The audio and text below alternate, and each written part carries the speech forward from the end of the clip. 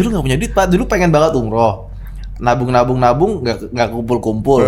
Ada backpackeran tahun depan, ya udahlah. Jadi ada 90 orang. 90? Iya. Ya, Sewa hotel cuma 4 kamar. Cuma buat naruh koper. Mandinya di Masjidil Haram. Kita tiap hari itikaf. Wah, aduh keren dong. Apa yang lu bikin cinta sama bini lu? Pertanyaannya susah ya.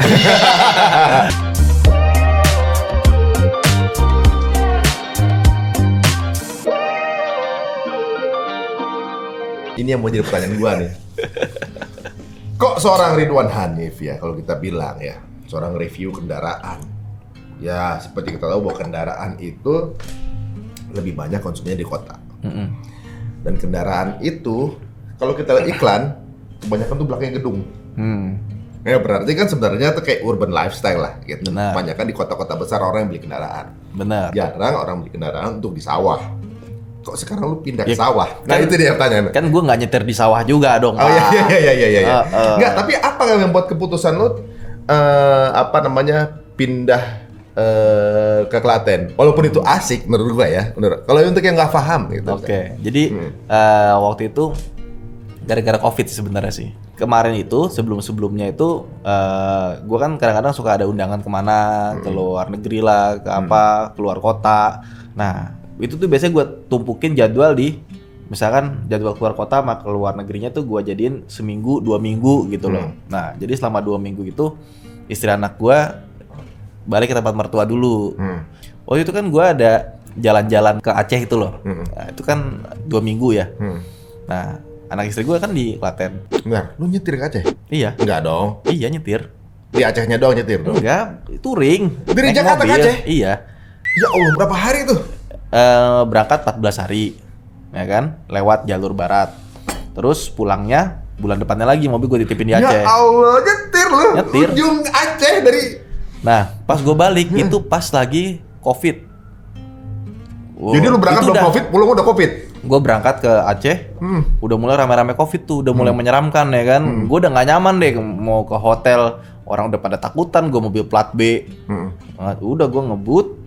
Langsung nggak ngebut sih, gue akhirnya pulang tuh gue nyetirnya gantian, tidur, ada yang nyetir, dia nyetir gue tidur, dibalik lah. Kalau berangkat kan gue nyetir full tuh, karena gue takut penyeberangan ditutup ferinya, gara-gara Pulau Jawa banyak COVID, Sumatera nggak boleh kebagian, jadi ditutup. Ternyata kan nggak ya. Nah waktu gue balik, anak istri gue lagi di Klaten, gue baliklah ke Klaten, ke sana. Nah waktu gue di sana, Jakarta lockdown tuh. Kan nggak bisa kemana-mana. Nah, yang namanya di desa ya, gue di Klatennya bukan di Klaten di kotanya ya, di desa lagi ya, tahu ya di mana ya. Ya. Terus, ya itu kayak hidupnya normal aja gitu. Iya di sana kayak nggak ada COVID, nggak ada. Kayak nggak ikutan apa-apa yang ada. Iya, kalau di kota sih masih ada. Di desa tuh damai, aman, sejahtera gitu, nyaman, tinggal keluar sana. Lihat sawah, gitu, hijau. Lebaran aja gue di sana. Akhirnya gue kelamaan di sana betah. Dan gara-gara nggak ada bedanya juga kan, karena lu bermainnya juga di digital kan gitu kan. Ternyata kerjaan bisa kok dijalanin. Terus pas balik ke Jakarta, kok rasanya Jakarta jadi kurang oke ya. Kemana-mana di sana lancar, di sini macet. Gue soal kalau di sana mainnya jauh-jauh gitu loh, dari Klaten mau bikin video di Magelang, video Semarang, gas, bisa dadakan gitu loh. Ya, dan lu seneng lagi nyetir ya? Iya, kayak gue dari Klaten ke Semarang cuma 1,5 jam paling. Iya. Ya kan? 1,5 jam. Gue ke Kelapa Gading pas lagi macet Jakarta, sama, Pasar gitu Minggu. Terus setengah jam juga, ya kan? Kemarin gue dari sini ke Bekasi hampir 2 jam kok. Hampir 2 jam ya. Itu udah sampai mana gue tuh? Udah sampai Kutoarjo kayaknya. Ya kan? Jadi ya seneng gitu hidup di sana. Jadi jatuh cinta sama Klaten itu. Bukan ini sih, lebih kayak apa ya? Gua di sana itu dibanding sama di Jakarta, mungkin karena gue dari lahir juga di Jakarta kali ya, kayak udah bosen gitu loh. Ya karena apa yang gue seneng nyetir, gue nggak jadi limit di sini gitu loh. Nah, sedangkan kalau gue di Klaten, gue bisa nyetir naik motor anytime, dan gue seneng nggak ada macetnya. Tapi di luar macet itu juga udara lebih bersih, ya kan? Pemandangannya lebih enak. Masih berasa kalau ini pagi. Iya. Gitu ya. Pas gue balik ke Jakarta, wih kok gedung tinggi-tinggi amat ya. Apa yang paling lu suka dari Klaten? Gue ngerasa tuh kayak waktu tuh panjang. Iya. Jadi dari pagi ketemu sore, kalau di Jakarta tuh kayak cepet banget gitu loh. Bisa 1 atau 2 titik udah maksimal. Iya, Karena banyak kayak lama jalan. gue dari pagi sampai sore tuh kayak hidup masih bisa dinikmatin, masih bisa apa, masih bisa itu. Jadi rasanya kayak di sana tuh bisa produktif, tapi bisa santai juga. Dan rasanya kayak kalau gue di Jakarta ini nggak menikmati pergantian hari gitu loh. Ntar tiba-tiba udah umur 40 aja tiba-tiba. Sekarang 31 kan. Jangan nyindir gue. Udah gak berasa 10 tahun ya? Iya, kadang-kadang gue sana suka lupa hari. Hari apa sekarang ya? Udah mau sholat Jumat sampai masjid kosong. Oh iya, hari Kamis sekarang ternyata. Kamis. Dengan rutinitas itu lu nyaman dengan hal itu. Gitu. Dan gue ngeliat keluarga lu kayaknya ini tipe yang cukup qanaah, gue bilang. Ibaratnya cukuplah begini gitu. Nggak ngejar sesuatu yang ibaratnya berlebihan gitu ibaratnya. Dan kayaknya juga tentram-tentram aja gitu, nggak sesuatu. Harusnya gimana?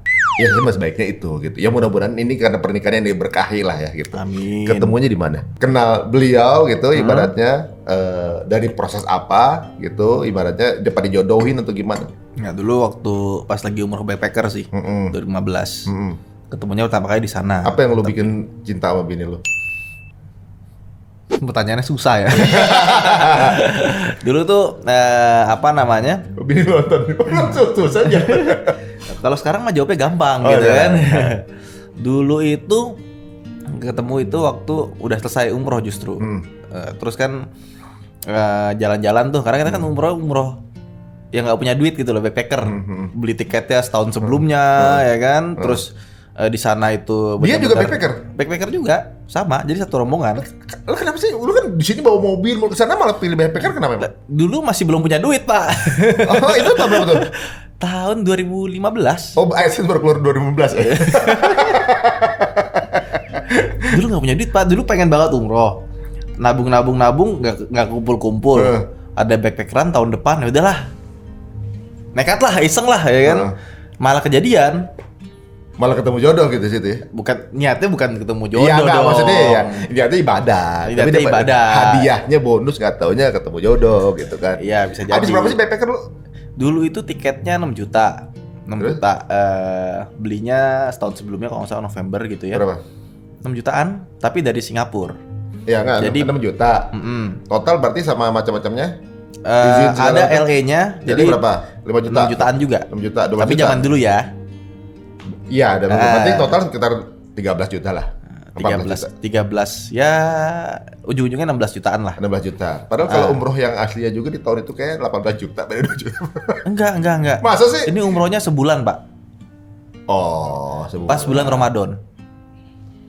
Oh, masuk akal kalau. Iya. Kalau yang reguler kan ya bisa 18 30. juta. Enggak. Ada juga kalau umroh Ramadan tuh 30 jutaan ke atas, Pak. Pak. Bukan kalau yang reguler. 2015 ya. Bukan iya, Ramadan, iya. 18 juta, 19 juta itu seminggu. Gitu yang biasanya. Oh, ini karena dapatnya Ramadan. Jadi ada 90 orang. 90. Iya. Ya, sewa hotel cuma 4 kamar. Cuma buat naruh koper. Mandinya di Masjidil Haram. Kita tiap hari itikaf. Wah, aduh keren dong. Wah, malah ini dong quality time dong ya sama masjid ya. Soalnya kalau kita bawa pulang kan juga mau tidur di mana, isinya koper semua ya kan? Berarti lu tidur depan Ka'bah ya? Ya nggak depan Ka'bah juga. Enggak, ya maksudnya berarti tiap hari kan lu tidur di orang. Misalnya kalau justru malam itu kita nggak tidur.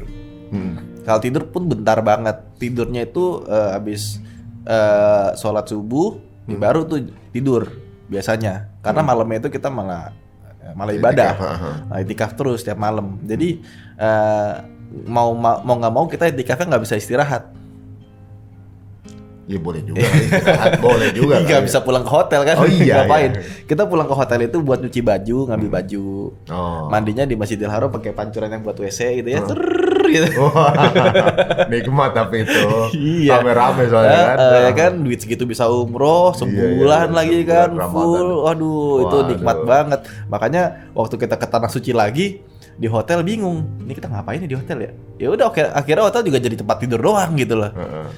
Emang banyak kan begitu kan? Karena udah terbiasa dengan pola yang gitu, jadi hotel ngapain mewah-mewah. Ini gue no offense ya sama yang namanya jamaah umroh kan karena Ini pilihan lah gitu ya. Hotel bintang 5, bintang 4 itu bagus. Tapi kalau kita biasa pakai backpacker, kita bingung orang kitanya di masjid dulu. Iya, misalnya gini, kalau misalnya ya ada yang milih untuk hotel bintang 5. Tapi kalau backpacker lo hotelnya bintang-bintang. Bintang-bintang. Lihat bintang semua gitu kan. Lebih banyak bintangnya. Gitu kan. Iya, jadi itu dulu murah banget sih, dan Ramadan itu alhamdulillah ya, makanan tuh nggak perlu beli. Iya, karena orang berlomba untuk ngasih bukaan kan di situ kan. Berlomba-lomba. Bahkan sampai pakai calo, tau gak? Maksudnya? Wih, jadi kan biasanya terutama di Madinah ya. Di Madinah kan di lapak-lapak tuh, lapak-lapak saudagar tuh, sultan-sultan kan pada bikin lapak, makanan banyak. Nah, untuk narik orang masuk ke dalam lapaknya dia, itu pakai anak-anak kecil disuruh narik kita. Jadi rebutan untuk ngasih bukaan. Rebutan. Bahkan teman saya ya ada siang-siang di Masjid Nabawi. Ya kan? Kan panas tuh ya, mau ke WC. Ya kan? Sendal udah dicopot. Terus waduh, gimana nih ya? Akhirnya dia lari kenceng. Lari diterakin orang, dilempar sandal baru, tau gak? Hah? Jadi ada orang kerjaannya itu nongkrong duduk ngasih sandal. Berarti ya sama kayak dari pahala tuh segitunya. Bener, gitu loh. sama kayak Kostif tuh selalu nyariin orang tua untuk dikasih bangku. Bangku sholat gitu, orang tua yang jalan susah dikasih bangku gitu kan. Dia ngapain nungguin di situ? Itu salah satunya juga kali ya. Iya, jadi kerjanya banyak yang aneh-aneh gitu. Banyak yang aneh emang. Oh ya Allah. Ngasih sendal coba. Gitu. Dapat merek apa? Ya nggak tahu kan. Bisa tukar nomor nggak?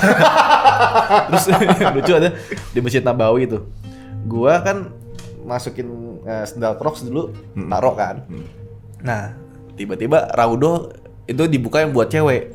Ya kan? Yang tempat-tempat sendal tadi berubah. Hilang dong. Nggak punya sendal dong, ya kan? Nah, dapat sendal dari yang lain ya kan. Krok lagi. Nggak ngambil ya. Di hari keberapa sebelum pulang ke meninggalkan Masjid Nabawi, itu loh, itu sendal gue. Balik lagi ya? Ada tiba-tiba. Udah dicari kemana-mana nggak ada, tiba-tiba ada lagi.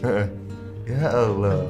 Ada kejadian unik lain ada nggak? Lu kan pasti lebih banyak dong, karena lu lama di sana. Udah gitu lu backpacker lagi. Yang paling ini ya, lucu tuh, mau nyium Hajar Aswad. Kalau sekarang udah nggak boleh ya. Gara-gara pandemi ya, kan? Pandemi ya. Kan udah ngitung nih. Oke, yang sepi jam segini. Habis sholat subuh tuh biasa sepi, ya kan? Oke, cobalah, gagal. Yang terakhir nyobain masuk dari samping, set. Gak tahu gimana, cepet banget tiba-tiba nyampe di depan Hajar Aswad. Ada 2 orang begini nih lagi rebutan, kepalanya mau masuk, ya kan? Waduh, gimana nih? Ini lagi berantem nih, nggak bisa masuk kan dua-duanya, kepala udah masuk dua-duanya. Tiba-tiba 2 orang ini ada yang narik dari belakang, set, gue masuk, ceruk. Ya udah, gue nyium Hajar Aswad, habis itu nangis. Terus bingung kan mau keluarnya gimana kan, nggak bisa kan? Mau keluar gitu, tangan, tiba-tiba orang narik, diangkat ke atas, tau gak? Kita di konser. Ya udah habis itu nangis, kok mudah banget gitu loh. Padahal kalau kita ngerasa gue bisa nih, malah gue bisa nih, belum tentu bisa. Jadi. Gue pernah punya keinginan gitu, udah kejadian. Tapi begitu, gue udah tahu cara polanya. Gak bisa, gue lagi coba sendiri gini. Nggak bisa. Kena ikut orang Turki lah. Dan gue bingung gitu. Gue tuh nggak tahu kan, ngikutin aja kan. Maksudnya karena kita udah nggak bisa punya daya lagi, mau ke kiri mau kanan gimana caranya gitu. Tiba-tiba bisa ke depan. Nah itu ngerti. Terus tiba-tiba orang yang lagi berantem di sini 2 mau masukin kepala nggak bisa tuh, tiba-tiba ketarik ke belakang, ada yang narik, serak, gue masuk, truk, kayak didorong tuh nggak? Kayak nggak, kita tuh nggak ada upaya, cuma diem aja, udah masuk ke dalam. Itu kayak dipikir-pikir, kok bisa ya? Nah itu ya, nggak mungkin sih sebenarnya. Seolah-olah orang tuh kalau misalnya tuh bisa ngelakuin, tapi nggak mungkin. Itu kayak ini penggambaran manusia lah gitu. Makanya banyak kan yang meninggal di pas nyium Hajar Aswad. Iya, kan? banyak yang nggak kuat. Karena pas nyobain emang se-ekstrim itu. Iya, orang banyak yang nggak tahu kalau yang mungkin ya, apalagi mungkin yang belum pernah atau mungkin di luar teman-teman yang mungkin bukan Muslim ya, ngeliat minjem gitu mah gampang, nggak bisa. Coba aja nggak bisa, susah. Coba aja, beberapa kali nyoba gagal karena udah masuk ke kerumunan, udah nggak bisa gerak. Mau maju mau ke belakang udah nggak bisa. Tiba-tiba bisa kedorong ke depan tuh kayak kayak keajaiban gitu rasanya. Nah, itu di Ramadan lagi ya? Lagi di Ramadan. Waduh, lagi. Masya Allah. Rame-ramenya. Selesainya kemudian ketemu dengan calon istri. Ya bisa dibilang gitu. Terus setelah itu berapa bulan kemudian nikah? Enggak langsung berapa bulan kemudian. Nunggu kakak kan waktu itu lagi hamil. Nunggu anaknya 3 bulan dulu baru nikah. Karena kan nikahnya di Klaten kan. Oh, nikah di Klaten ya? Iya. Oh. Dia bikin juga di sini tapi nggak gede. Nah, ini kan mumpung di sini atau juga mungkin qadarullah mungkin istri ngelihat ya. Sekarang apa yang membuat lu mencintai istri? Yang pasti dia tuh sabar ngadepin gua ya. Gini gua pun begitu. Ya kan karena tiap orang beda-beda kan. Sabar doang? Nggak mungkin Ya dong. banyak lah, nggak perlu diceritain lah. Oh gitu. Kalau Istri gitu- gua tahu kok. Oh iya tahu ya. Misalnya ada satu kalimat itu nonton, lu mau ngomong apa ke dia? Nggak enak lah. Udah sering ngomong kok. Mungkin ini yang membuat ya keluarga itu terproteksi dengan baik karena nggak banyak info yang bisa keluar. Gitu Benar. Gua itu menjaga banget, maksudnya gua nggak pengen orang tuh kepo sama keluarga gua. Sama istri gua, sama anak-anak gua. Istri gua pun main sosmed tuh nggak ini. Oh dia nggak main. Nggak sering karena Tapi main ada gitu ya. Tapi maksudnya terbatas lah gitu. jarang postingnya jarang. Postingnya jarang. Jadi tapi orang beda-beda ya. Iya. Kalau gua nyamannya seperti itu gitu. Makanya gua nggak terlalu kalau ngeliat story apa, gua sama anak istri tuh jarang. Kayaknya gua di keluarga itu lebih banyakin story kucing dibanding anak sama istri gua sih. Oh, lebih banyak story kucing ya. Apa ya? Gua nggak menikmati keartisan jujur aja. Maksudnya dilihat orang banyak apa gitu ya. Gua Ini is part of business lah jatuhnya ya. dia bisa dibilang kayak gitu dan even kadang-kadang gue nyobain mobil ya yang gue dream car gue banget. Gue pengen gue nyobain gue sama mobil itu aja, bukan untuk dipublikasi gitu. Kita beberapa mobil gue gitu ke New Zealand gitu kan, nyobain mobil ada LFA atau apa, itu mobil gue pengen banget.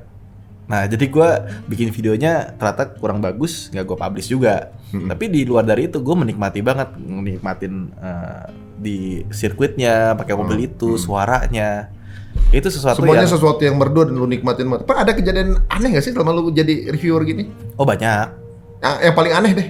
Yang paling aneh itu kita review malam-malam mobilnya berasa berat, ternyata pas di foto ada hantunya. Hah? Yang mana?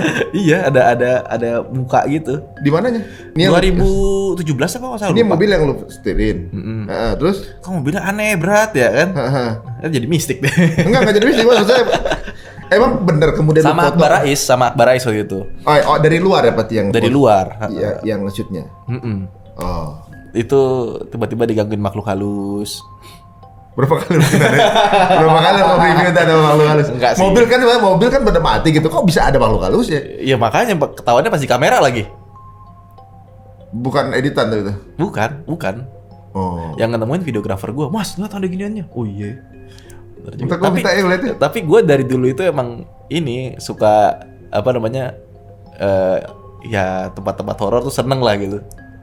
Oh, jadi kadang-kadang nyangkut gitu hal yang biasa tuh. Gue kayak misalkan di apa namanya dulu di kampus ya, gue ngumpul cerita hantu di kampus, terus kita bikin jalan-jalan malam di kampus 2 kali, bareng-bareng sama teman-teman. Itu nyari hantu, yang nggak dapet sih, tapi seru aja. Cari penyakit. Malam-malam jam 12, tapi sekarang udah nggak bisa. Terus pikir-pikir, kok gue sinting banget dulu ya. Iya, gue juga pernah gitu-gitu sama teman ke tempat-tempat angker di Bandung kan gitu kan. Tiba-tiba gue ada saudara gue yang apa namanya punya kemampuan untuk apa merasakan itu, tiba-tiba di mobil gue pakai bahasa Sunda. Ngapain lu pakai bahasa Sunda? Mas Adi dari Bandung ya, dari sini. Iya. Mas Adi bisa ke Bandung lagi nggak ke tempat itu? Ngapain? Ngapain? Nggak ada, gue nggak percaya gue gitu. Ya itulah. Tapi kalau lu cari malah nggak dapet. Iya. Malah nggak ada yang aneh-aneh. Bener. Insya Allah. Oke deh, terakhir nih. Kalau ada temen-temen yang lagi memulai jadi content creator otomotif, ada tips nggak ada buat lu dari lu? Sebenarnya gini, jadilah expert dulu. Jadi punya keahlian dulu gitu loh. Jadi fokusnya tuh mengasah, bukan mengasah kita bikin videonya, tapi mengasah diri kita sendiri, pengetahuan kita bagus, cara ngomongnya juga bagus.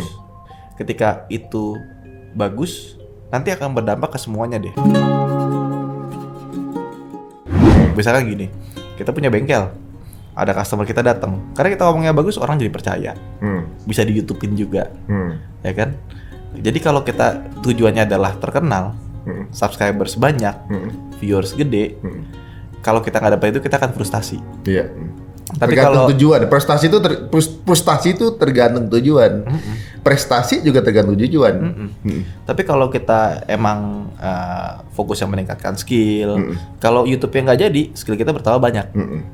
In anything.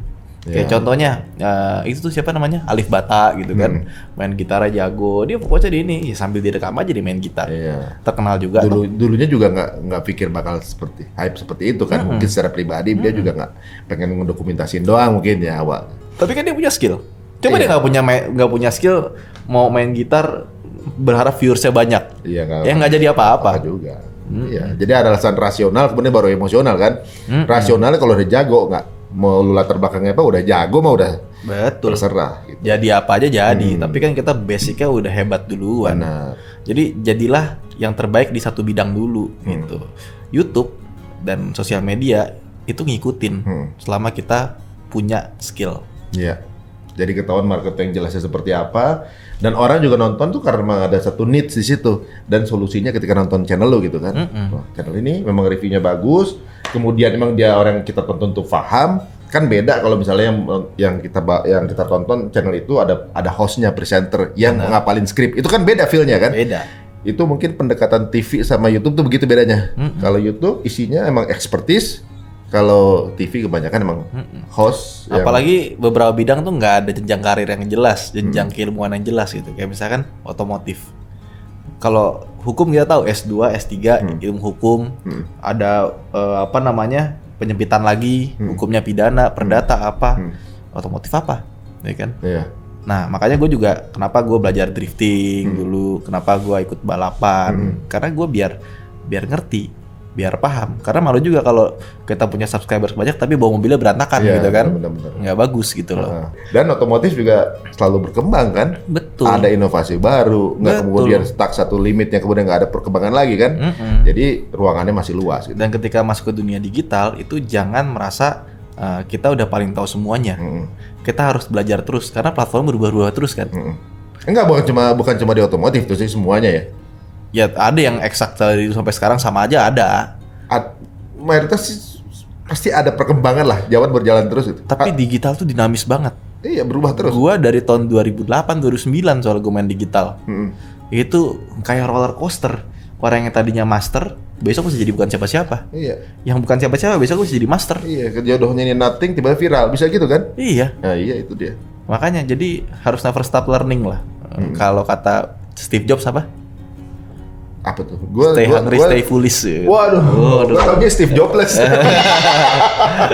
Waduh, makasih nih bro, waktunya untuk datang ke sini sebelum berangkat ke Klaten. Alhamdulillah banyak sekali nih insight teman-teman semua. Mau jadi content creator gimana gitu, kemudian juga mengenai otomotif juga gimana, mengenai ya sedikit pengalaman tanah suci juga luar biasa. Ini mudah-mudahan menginspirasi teman-teman semuanya, jadi penyemangat ya, bahwa semuanya memang diawali dari sesuatu yang diawali tergantung dari niat kita seperti apa. Dan insya Allah mudah-mudahan dari posisi ini pun bukan berarti berhenti, tapi terus mencari hal yang baru, berinovasi terus. Nah teman-teman semuanya ya, kalau sekarang mungkin posting masih sedikit yang lihat, masih postingannya jelek ya, mungkin bagian dari